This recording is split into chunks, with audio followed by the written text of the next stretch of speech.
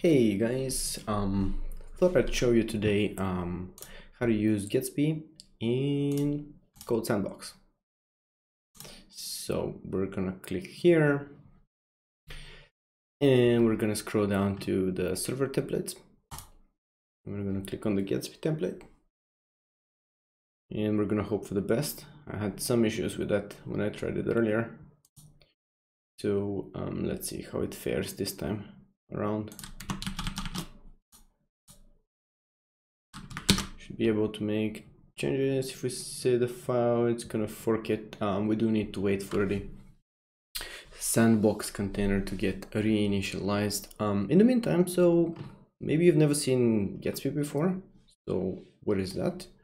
Well, it's an awesome static site generator, if you will, based on React, that builds blazing fast pages, allows you to bring in your own data from wherever the source you may have, and is easily deployable. You could deploy it anywhere, for instance on Netlify.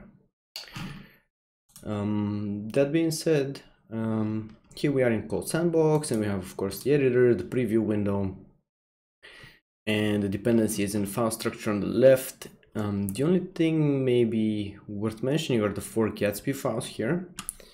3 of those are actually not necessarily required, and you can actually delete without really needing them in production. Gatsby browser, Gatsby node, and Gatsby SSR. You could read more about them and what they do. In a nutshell, they do allow you to access particular Gatsby APIs. For example, generating pages programmatically, or adding something to pages when the page bodies are being rendered, etc. The file that you do need to keep, it's the Gatsby config file. And this is the file where we describe the various plugins we want to use in Gatsby. And one of the big benefits in Gatsby is that you have quite a rich plugin ecosystem, like literally, well, I don't want to say like whatever you may think of, but like all sorts of plugins that the community has built. There are a lot of things that are very easily reusable, and you definitely don't need to discover the wheel over and over again. You just install and utilize the plugin in your configuration and you're off to the races. In this particular case, what do we have here? Some sharp image transformation plugin declaration, as well as the manifest for the web manifest file, and then the Gatsby plugin offline for the service worker. When commenting that, basically gives us a PWA, or a progressive web app, from the get-go. Just keep that commented out for the time being. And that's about it. Of course, those things are kind of reflected here in the dependencies too.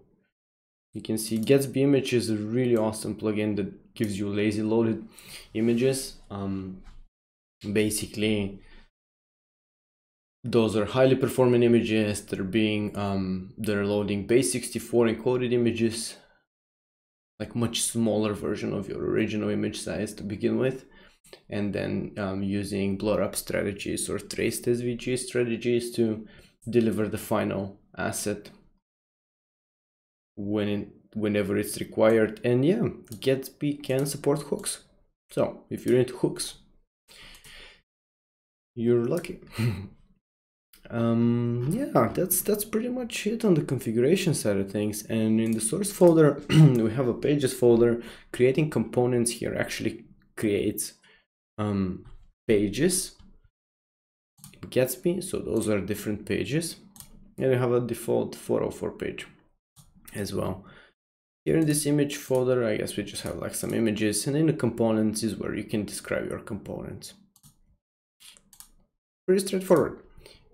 So if we look at this page, we should be able now to make changes to the page and hopefully preview our changes almost instantaneously, which is quite cool if you just want to give it a shot from right within Code Sandbox. Say we want to go to say we want to create a new page. So how would you go about that? You're just going to make a page 3 component, and we're just going to import React, and we're going to have our page 3. Whoop.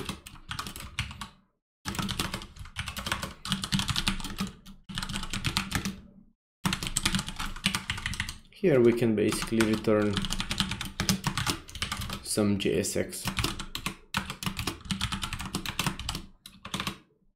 Way too many typos. I blame it on the first live stream. Welcome page 3.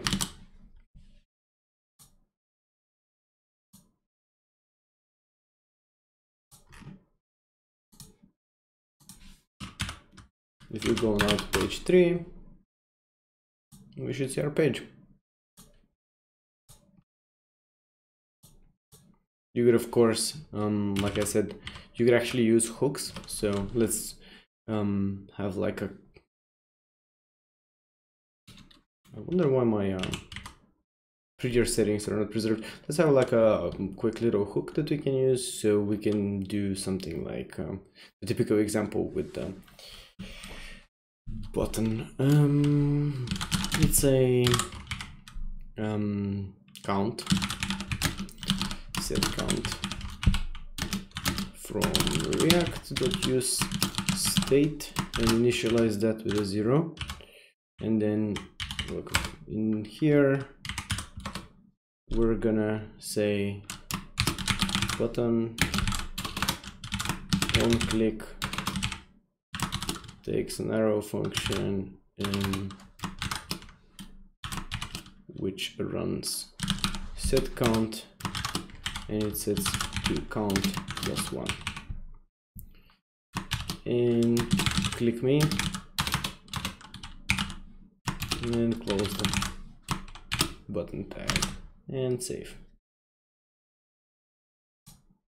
Oh, we might wanna clicked count many times, for example. Click, click, click, click, click. And that's how easy it is to just like make pages in Gatsby from right within Code Sandbox. And whenever you're ready, you could actually fork your projects and connect them to Netlify for real snappy deployments. That's it. Thank you guys for watching. I'll catch you next time.